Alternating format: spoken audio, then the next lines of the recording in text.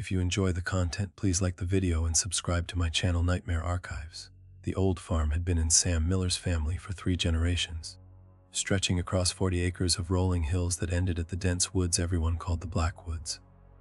Sam had grown up hearing his grandfather's stories about those woods, tales of strange lights, animals that moved wrong, and shadows that followed you home. As a boy, they had terrified him. As a man, he dismissed them as the superstitions of an old man raised on isolation and whiskey. Until Buddy went missing. "He'll come back," Sam told his wife Elaine and their 10-year-old daughter, Lily, that first night. "He always does." Buddy was a 3-year-old German Shepherd mix they'd adopted from the shelter as a puppy. Smart as hell and loyal to a fault. He'd chase rabbits into the tree line sometimes, but he always returned before dark, panting and proud with burrs in his thick coat. But not that night, or the next, or the one after that. By the 4th day, Sam had driven to town twice to put up flyers. Lily had cried herself to sleep every night, and Elaine kept a bowl of food on the back porch, refreshing it morning and evening despite Sam's warnings that it would only attract coyotes or worse. "He's microchipped," Elaine kept saying. "Someone will find him." But they both knew the nearest neighbor was 5 miles away, and the shelter was 30 miles beyond that. If Buddy was lost in the Blackwoods, a microchip wouldn't do a damn bit of good. On the 5th night, while Sam sat on the back porch nursing a beer and staring at the wall of trees that had swallowed their dog, he heard it. A rustling from the edge of the forest. He sat up straight, squinting into the darkness. "Buddy," he called softly, not wanting to wake Elaine and Lily, only to disappoint them again. The rustling stopped. Then came a familiar shape trotting cautiously from between the trees. Sam nearly dropped his beer. "Buddy." He rushed down the porch steps, dropping to his knees as the dog padded toward him. "Where the hell have you been, boy?" Buddy stopped 2 feet away, staring at Sam with an unblinking gaze that gave him pause. There was something off about the way the dog held himself. Stiff, uncertain, like an actor who had forgotten his lines. "You okay, boy?" Sam reached out slowly. Buddy flinched, then stepped forward and allowed Sam to scratch behind his ears. But the dog didn't lean into it like he usually did, didn't close his eyes in pleasure or thump his tail against the ground. "You must be starving." Sam stood and gestured toward the house. "Come on." Buddy followed him up the steps but hesitated at the threshold, sniffing the air as if he'd never been inside before. Sam frowned. "What's wrong with you?" After a moment's pause, Buddy entered, his nails clicking unnaturally loud on the hardwood floor. Sam led him to the kitchen where the bowl of food still sat. Buddy sniffed it but didn't eat. "You're not hungry?" Sam watched the dog carefully. "Thirsty, maybe." He refreshed the water bowl, but Buddy ignored that too. He just sat there, staring at Sam with unblinking eyes that reflected the kitchen light in a way that made Sam's skin crawl. "Sam." Elaine's voice came from the hallway. "Who are you talking to?" When she appeared in the doorway and saw Buddy, she let out a small, strangled cry. "Oh my God." She rushed forward, dropping to her knees to embrace the dog. "Where have you been, you silly thing?" She buried her face in his fur, but Buddy remained rigid, those strange eyes fixed on Sam over Elena's shoulder. "He seems a little, I don't know, strange," Sam said carefully. Elaine pulled back, studying the dog. "He's probably just exhausted and traumatized. Who knows what he's been through? Maybe we should take him to the vet tomorrow," Sam suggested. Elaine nodded, running her hands over Buddy's coat. "He doesn't seem injured though, no cuts, no limping." She frowned suddenly. "That's weird. What? His coat, it's clean." She looked up at Sam. "Wouldn't he be filthy after 5 days in the woods?" Sam nodded slowly. "Yeah, that is strange." A small voice spoke from the hallway. "Buddy." Lily stood there in her pajamas, her eyes wide with disbelief and hope. "Look who came home, honey," Elaine said, gesturing for her to come closer. Lily took a step forward, then stopped, her expression uncertain. "That's not Buddy," she said. Sam and Elaine exchanged looks. "Of course it is," Elaine said gently. "He's just a little tired from his adventure." "No." Lily shook her head emphatically. "It's not him. Doesn't feel like him." As Sam studied his daughter, Lily had always had a special connection with the dog, a bond that sometimes bordered on the uncanny. If she sensed something was wrong. "It's late," he said finally. "Why don't we all get some sleep, and tomorrow we'll take Buddy to Dr. Richards to get checked out." Lily didn't move. "It's not sleeping in my room," Elaine admonished. "Don't be silly. Buddy always sleeps with you." "Not tonight." Lily's voice was small but firm. Sam sighed. "He can sleep in the mud room for tonight. Would that make you feel better?" Lily nodded reluctantly, and Sam led the dog to the small room off the kitchen where they kept their boots and coats. He set up a makeshift bed with an old blanket, frowning when Buddy didn't circle or paw at it like he usually did before lying down. Instead, the dog simply stood there, watching Sam with those two alert eyes. "Get some rest, boy," Sam said, closing the door most of the way but leaving it cracked so Buddy wouldn't feel trapped. Back in the kitchen, Elaine was sitting with Lily at the table. "Why would you say that about Buddy?" she was asking softly. Lily stared at her hands. "His eyes are wrong, and he smells funny. He's been in the woods for days, honey. Of course he smells different. Not different, wrong. Like," Lily searched for the words, "like wet leaves in something dead." Sam felt a chill creep up his spine. "Let's get you back to bed," he said, forcing a smile. "We're all tired and not thinking straight." After tucking Lily in, Sam joined Elaine in their bedroom. She was already under the covers, scrolling through her phone. "I'm looking for a vet that might be open tomorrow," she said. "It's Sunday, so Dr. Richards' office will be closed." Sam nodded, stripping down to his boxers and t-shirt. "Good idea. There might be an emergency clinic in Fairfield. Do you think he's okay?" Elaine looked up from her phone. "He does seem off." Sam sat on the edge of the bed. "Honestly, I don't know. Could be shock or dehydration, but..." He trailed off, remembering the way Buddy had stared at him, the way Lily had reacted. "But what?" Elaine prompted. Sam shook his head. "Nothing. I'm overthinking it. Let's just get him checked out tomorrow." They settled into bed, but sleep eluded Sam. He lay there listening to the old house creak and settle, to Elaine's steady breathing beside him, to the wind in the eaves. And underneath it all, a new sound. The click of nails on hardwood moving slowly through the house. Sam sat up. He'd closed the mudroom door, hadn't he? Not all the way sure, but enough that Buddy shouldn't be able to push it open easily. The clicking stopped. Sam held his breath, straining to hear. After a long moment, it resumed, coming closer, passing their bedroom door, continuing down the hall toward Lily's room. Sam slipped out of bed, careful not to wake Elaine. He padded to the door and opened it slowly, peering out into the dark hallway. There at the end, a shape stood motionless outside Lily's door. "Buddy," Sam called softly. "Come here, boy." The shape didn't move. Sam stepped into the hallway, fumbling for the light switch. When the lights flickered on, Buddy was staring at him, head cocked at an unnatural angle, as if studying an interesting specimen. "Come on," Sam said, patting his thigh. "Back to bed." Buddy didn't move. Sam approached slowly, an uneasy feeling growing in his gut. As he got closer, he noticed something he'd missed before. A patch of fur on Buddy's neck that seemed wrong. The pattern was off, the coloration slightly different than the rest, as if someone had tried to patch a hole with similar, but not quite matching fabric. "What happened to you out there?" Sam murmured. Buddy continued to stare, and now Sam could see that his eyes weren't just alert. They were wrong. The warm amber he remembered had a greenish tinge, and the pupils were slightly misshapen, not quite round. Sam reached out to grab Buddy's collar, but the dog growled, sound unlike anything Sam had heard from him before. Lower, guttural, almost human in its intonation. "Jesus," Sam whispered, withdrawing his hand. The door behind Buddy opened, and Lily stood there, her eyes wide with fear. "I told you," she whispered. "It's not Buddy." Buddy's head swiveled to look at her with emotion too fluid, too calculating to belong to a dog.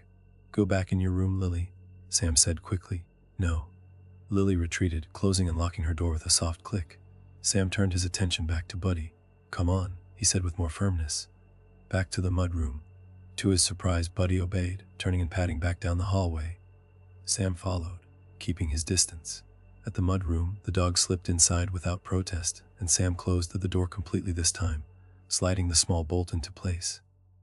Through the door, he could hear Buddy moving around, not settling as a tired dog should. The movement sounded deliberate, searching. Sam leaned against the wall, his heart hammering in his chest. What the hell was going on? This was Buddy, their dog, their pet. And yet every instinct he had was screaming with something was deeply, fundamentally wrong. He thought of Lily's words, "It's not Buddy, it doesn't feel like him." And she was right. The dog in the mudroom might look like Buddy, might even wear his collar, but there was something else looking out through those strange eyes. Something that didn't belong in their home. Sam ran a hand over his face, trying to think clearly. There had to be a rational explanation. Buddy had been lost in the woods for days. Maybe he'd encountered something that had frightened or traumatized him. Maybe he'd eaten something toxic that was affecting his behavior, but that didn't explain the clean coat. the strange patch of fur. The eyes Sam returned to the bedroom, where Elaine was still sleeping peacefully. He slipped back into bed but didn't close his eyes. Instead, he stared at the ceiling, listening to the subtle sounds of movement from the mudroom, the occasional soft thump against the door. Sometime around dawn, he must have dozed off, because he woke with a jolt to Elaine shaking his shoulder. "Sam," she said, her voice tight with concern. "Come look at this." He followed her to the kitchen, where the back door stood wide open, letting in the cool morning air. "Did you leave this open?" Elaine asked. Sam shook his head, a knot forming in his stomach. "No, and I locked Buddy in the mudroom last night after you fell asleep. He was wandering around the house." They both turned to look at the mudroom door. The bolt was still in place, exactly as Sam had left it. "Then how?" Elaine's voice trailed off as her eyes widened, fixed on something behind Sam. He turned to see Buddy sitting in the open doorway, something dark and wet dangling from his mouth. A rabbit, or what was left of one. The carcass was mangled beyond recognition, blood dripping onto the threshold. "Oh my God," Elaine whispered, taking a step back. Buddy dropped the rabbit carcass and stepped over it into the kitchen, leaving bloody paw prints on the floor. But the blood was wrong, too dark, almost black, and thick like tar. "Stay back," Sam said, positioning himself between Elaine and the dog. "What's the matter with him?" Elaine's voice trembled. "I don't know, but something's not right." Lily sensed it right away. "But it's Buddy. Look at him, it's our dog." As Sam studied the creature standing before them. Yes, it had Buddy's markings, Buddy's size and a shape. But it carried itself all wrong, moved all wrong. And those eyes. No dog had eyes like that. "I don't think it is," Sam said quietly. "I don't know what it is, but I don't think it's our dog." Buddy tilted his head, those strange eyes fixing on Sam with an intelligence that sent a shiver down his spine. The corner of the dog's mouth seemed to twitch, almost like the beginning of a smile. And in that moment, Sam knew with absolute certainty that whatever had come out of the Blackwoods 5 nights ago, whatever was standing in their kitchen watching them with those calculating eyes, it wasn't Buddy. It had never been Buddy. The day passed in a haze of tension. Sam called every veterinarian within 50 miles, but being Sunday, none were open except for an emergency clinic 2 hours away. "We should take him now," Elaine insisted as they watched Buddy from the kitchen window. The dog was in the yard, standing perfectly still, staring at something in the distance none of them could see. "I don't think that's a good idea," Sam said quietly. "I don't want that thing in the car with us for 2 hours. "That thing is our dog, Sam," Elaine snapped, but her voice lacked conviction. She'd been watching Buddy all day too, noting the way he moved in sudden, jerky bursts, the way he would stand motionless for hours, the way he hadn't touched food or water since his return. Lily hadn't come out of her room all day. "I'll try Dr. Richards at home," Sam decided. "Maybe he can come out here." But when he called, Richards' wife informed him the doctor was out of town at a conference until Tuesday. "Is it an emergency?" she asked. Sam stared out the window at Buddy, who had turned and was now looking directly at him, as if he knew he was being discussed. "I'm not sure," Sam admitted. "There's something wrong with our dog, but I can't explain what exactly. If it's really serious, there's the emergency clinic in Fairfield." "Right, thanks." Sam hung up and turned to Elaine. "We'll have to wait till Tuesday for Richards, or make the drive to Fairfield." Before Elaine could respond, the sky outside darkened dramatically. They both looked up to see heavy clouds rolling in from the west, dark and menacing. "Storms coming," Sam muttered. The weather report had mentioned a possibility of severe thunderstorms, but they weren't supposed to arrive until tomorrow. "Great timing," Elaine sighed. She turned to look at Buddy again, but the yard was empty. Where'd he go? A cold sensation prickled the back of Sam's neck. "Check on Lily," he said sharply, already moving toward the back door. Outside, the wind was picking up, bending the tall grasses in waves across the yard. Sam scanned the property, heart pounding. "Buddy," he called, the name feeling wrong in his mouth. Whatever was wearing their dog's skin, it wasn't Buddy. Movement caught his eye near the stables. The horses were agitated, whinnying and stamping. As Sam approached, he saw Buddy standing just outside the stable door, motionless, watching the frightened animals inside. Sam shouted. Buddy turned, and even from 30 feet away, Sam could see those wrong eyes gleaming. The first fat drops of rain began to fall, and thunder rumbled in the distance. Sam hesitated, torn between the need to get back to the house and the urge to confront whatever was masquerading as their pet. Lightning flashed, and in that split second of illumination, Sam could have sworn Buddy's shadow was all wrong. Too large, too upright, too human. Sam, Elaine called from the house. Come inside, the storm's getting worse. With a last look at Buddy, Sam turned and jogged back to the house. By the time he reached the porch, rain was falling in sheets, driven sideways by howling wind. Inside, Elaine was in the kitchen with Lily, who was finally out of her room but sitting as far from the windows as possible. The storm came up so fast, Elaine was saying. They're saying on the radio it might get really bad. Possible tornado conditions. Sam nodded, trying not to show his unease. A storm meant they were trapped here with whatever it was. Where's Buddy? Still outside, I think, Elaine replied. Should we call him? No, Lily said sharply. Don't let it inside. Sam looked at his daughter, noting the circles under her eyes. She hadn't slept well, if at all. Lily, can you tell me why you're so sure that's not Buddy? Lily glanced nervously at the windows, now streaming with rain. I told you it looks like him, but it's not him, it's wearing him. A chill ran down Sam's spine. What do you mean, wearing him like a costume? Lily whispered. Buddy's just the outside part. Elaine made a small, distressed sound. Lily, honey, that doesn't make any sense. It does if you look at his eyes. They're someone else's eyes. Another crash of thunder, so loud it rattled the windows. The lights flickered once, twice, then went out, plunging them into gray dimness. Perfect, Sam muttered. I'll get the lanterns. He made his way to the utility closet, using his phone's flashlight to navigate. As he rummaged for the battery-powered lanterns they kept for outages, he heard a scratching at the back door. Then another sound, a soft, wet, sliding noise, like something being dragged across the porch. Sam froze, listening. The scratching came again, more insistent, followed by a low whine, almost but not quite like a dog's. With the lantern clutched in one hand, Sam moved cautiously toward the back door. Through the window he could make out a dark shape on the porch. As lightning flashed again, he saw Buddy, soaking wet, staring at the door with unblinking intensity, and at his feet something small and bloody, another rabbit. Jesus, Sam whispered. He stepped back from the door, heart hammering. Sam, Elaine called from the kitchen. Did you find the lanterns? Yeah, he managed, his voice strained. Coming. When he returned to the kitchen, he set up 3 lanterns, casting the room in a warm glow that did nothing to dispel the creeping dread he felt. Buddy's at the back door, he told Elaine quietly. With another dead animal. Elaine's face paled. Should we let him in? But before Sam could answer, there was a sound from the living room. The click of the front door latch, followed by the creak of the door opening. Sam grabbed one of the lanterns and hurried to the living room. The front door was ajar, swinging gently in the wind, rain pouring in to soak the welcome mat. Of Buddy, there was no sign. I didn't leave that unlocked, Elaine said behind him, her voice tight. Sam quickly shut and locked the door, then moved through the house, checking all the windows and doors. Everything was secure. You don't think? Elaine began, then stopped, unable to finish the thought. I don't know what to think, Sam admitted. He glanced at Lily, who was sitting perfectly still, her eyes wide and watchful. Let's just stay together in the kitchen until the storm passes. They settled around the kitchen table, the lanterns creating islands of light in the gathering darkness outside.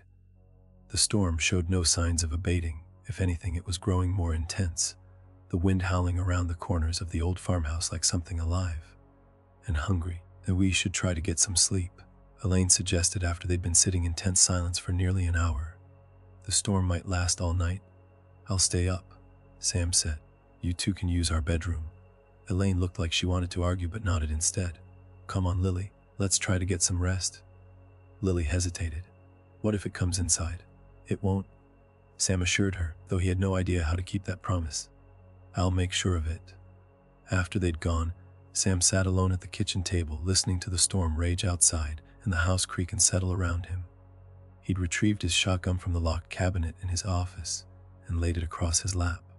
Though what good it would do against whatever it was, he couldn't say. The house had grown cold without the central heating, and Sam wrapped one of Elaine's quilts around his shoulders as he kept his vigil. The lantern's battery was starting to fade, the light dimming by increments. He must have dozed off, because he jerked awake to a sound, a low, wet chuckle, barely audible over the storm. For a disoriented moment, Sam thought someone else was in the kitchen with him. He raised the lantern, casting its weakening light around the room, empty. The sound came again from somewhere in the house. A chuffing, gurgling laugh that raised the hair on Sam's arms. Moving as quietly as he could, Sam stood and picked up his shotgun. He moved slowly toward the hallway, straining to hear over the thunder and rain. The sound led him to the mood room. The door was closed just as he'd left it. But now a new sound emerged, a slow, deliberate scratching from inside, as if someone was dragging sharp claws across the wooden door. "What the hell do you want?" Sam whispered. The scratching stopped. Silence stretched for a long moment, broken only by the storm outside. Then, just when Sam thought he'd imagined it all, a voice spoke from behind the door, gravelly, distorted, but unmistakably not a dog's voice. "Let me out." Sam stumbled back, nearly dropping the lantern. This couldn't be happening. Dogs don't talk, they don't open doors or laugh or... Sam Miller. The voice came again, stretched and wrong, as if the creature speaking was learning how to form words with a mouth not designed for human speech. "Let me in. You are in." Sam found himself responding, his voice a terrified whisper. A pause. Then that terrible, wet laugh again. "Not yet." The scratching resumed, more frantic now, accompanied by a heavy thudding, as if the creature was throwing itself against the door. The bolt holding the door closed began to rattle. Sam backed away, lifting the shotgun. "Stay in there," he commanded, though his voice shook. "Whatever you are, stay the hell in there." The assault on the door stopped abruptly. Another long silence, broken only by Sam's ragged breathing and the distant rumble of thunder. Then a new sound, nails clicking on hardwood, coming from behind him.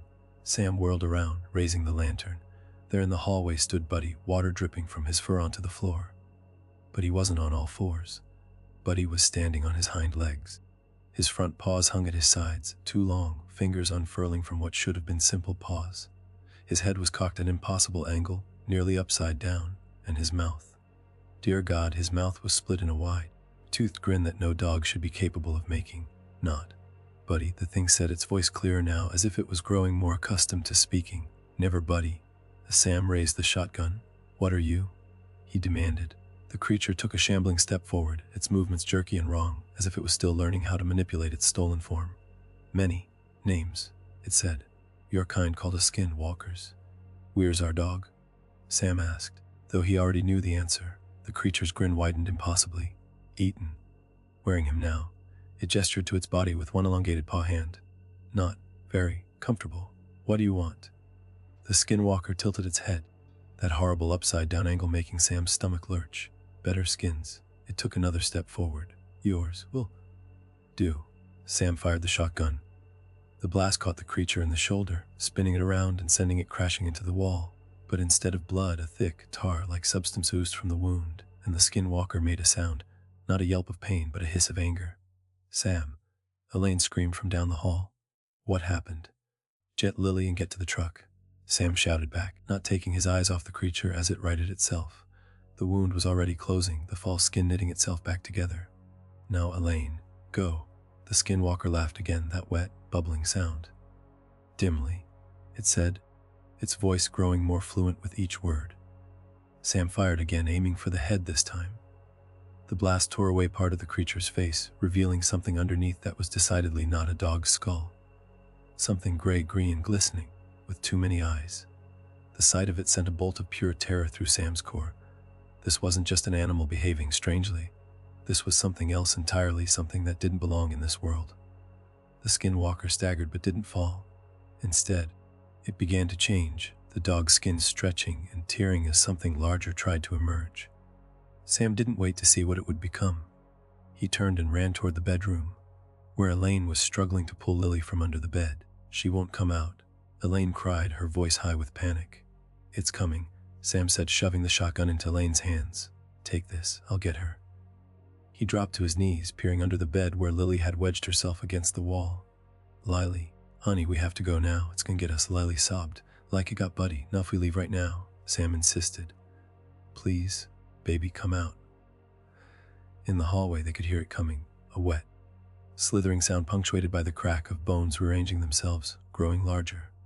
Lily finally reached for her father's hand, and Sam pulled her out and into his arms in one swift motion. "The back door," he told Elaine. Through the kitchen, they ran, Sam carrying Lily, Elaine leading the way with the shotgun. Behind them, the Skinwalker called out in its increasingly human voice, "No escape. No escape." In the kitchen, Elaine fumbled with the bolt on the back door. Outside, the storm was still raging, lightning illuminating the yard in strobes. "It's stuck," Elaine cried, pulling at the door. Sam set Lily down and shouldered Elaine aside, yanking at the bolt. It gave way suddenly, and the door flew open, nearly knocked from its hinges by the wind. "Goo!" Sam shouted, pushing Elaine and Lily out onto the porch. To the truck. They plunged into the storm, rain lashing at them as they sprinted across the yard toward the old pickup parked by the barn. Behind them, something emerged from the house, something too large to be a dog, too misshapen to be human, a nightmare patchwork of both. "It's coming," Lily screamed, looking back. "Don't look," Sam ordered, propelling her forward. "Just run." They reached the truck, and Sam fumbled with his keys, his wet fingers slipping. Elaine raised the shotgun, aiming it at the approaching monstrosity. "Hurry, Sam," she whispered. The Skinwalker was halfway across the yard now, moving with a lurching, unnatural gait. It had partially shed Buddy's skin, which hung from it in tatters, revealing glimpses of the horror beneath. A sinewy, skeletal thing with too many joints and exposed musculature that glistened in the rain. Sam finally got the truck door open and shoved Lily inside. "Get in," he yelled to Elaine. She backed toward the truck, keeping the shotgun trained on the approaching creature. "What is that thing?" she cried. "Get in the truck now," Sam repeated, reaching for her. The Skinwalker lunged suddenly, covering the remaining distance with inhuman speed. Elaine fired, the blast catching it in the chest, staggering it momentarily. Sam grabbed her arm and yanked her into the truck, slamming the door shut just as the creature crashed against it. The window spiderwebbed but held. The Skinwalker's face pressed against the glass, its features a melting horror of dog and human, and something else entirely. Its mouth stretching impossibly wide to reveal rows of needle-like teeth. "You're mine," it hissed, the words perfectly clear now. Sam fumbled with the keys, jamming them into the ignition. The engine coughed, sputtered, then roared to life. He threw the truck into reverse, flooring the accelerator. The tires spun in the mud, then caught, and the truck shot backward. The sudden movement dislodged the Skinwalker, which fell to the ground. But it was up again in an instant, charging after them as Sam spun the wheel, shifting into drive. "It's still coming." Lily screamed from where she was huddled in the middle of the seat. "Hold on." Sam gunned the engine, aiming the truck directly at the approaching monster. There was a sickening thud as they struck it, throwing it aside. Sam didn't slow down, driving blindly through the storm, away from the house, away from the thing that had invaded their lives. "Where are we going?" Elaine asked, clutching the shotgun to her chest. "Town," Sam said grimly. "We're not stopping until we get to town." They drove in terrified silence for several minutes, the wipers struggling against the downpour.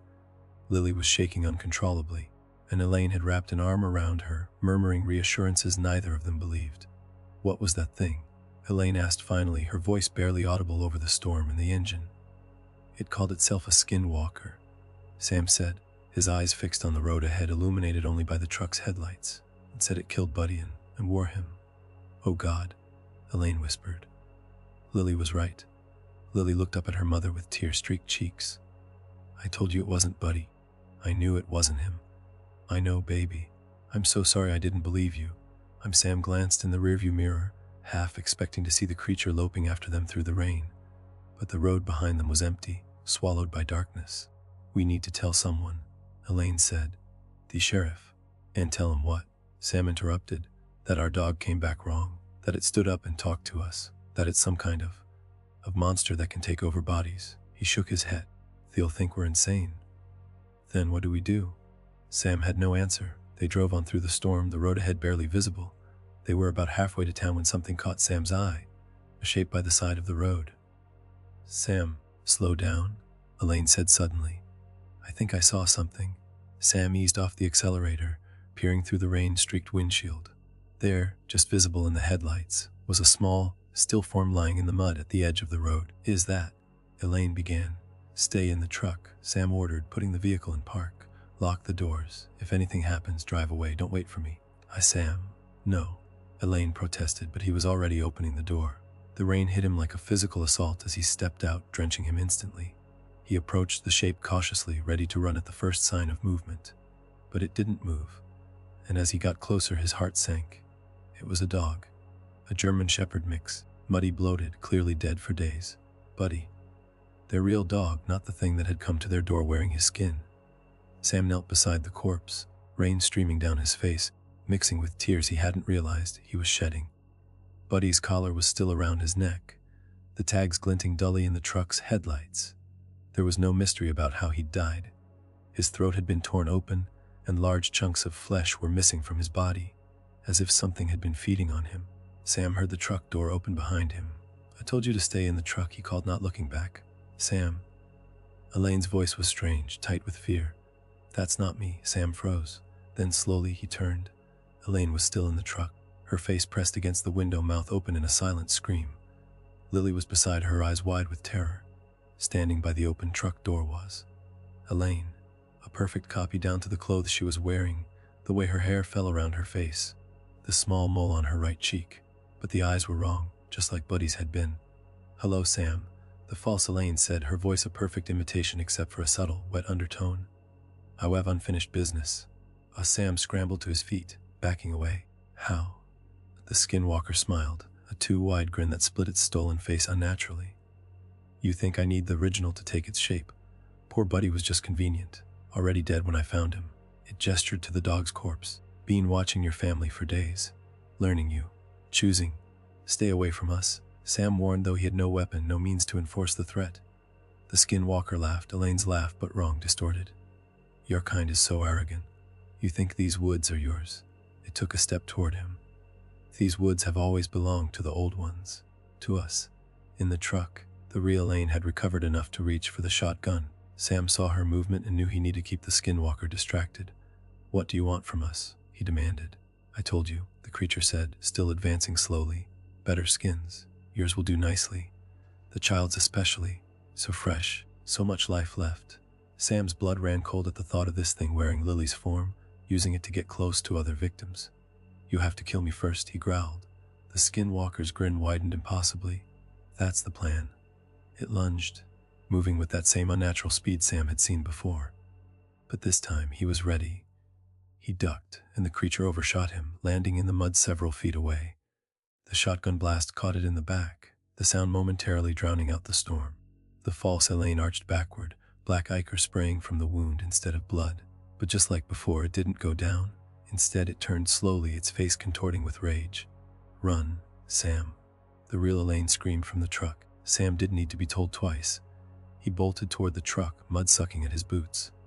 The Skinwalker was right behind him, its movements jerky and wrong, as if its stolen form was already beginning to fail. Sam reached the truck and threw himself inside, slamming the door shut. Elaine dropped the shotgun and grabbed the wheel, stomping on the accelerator before Sam was fully seated. The truck fishtailed in the mud, then shot forward, tires spinning. In the rearview mirror, Sam saw the false Elaine standing in the middle of the road, watching them go, its face splitting into that impossible grin once more.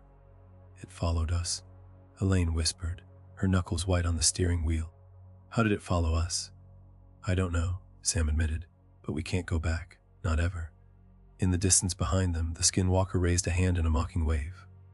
Then it turned and walked back toward the woods, toward their home, a perfect imitation of Elaine's gait. Beside him, Lily was crying softly.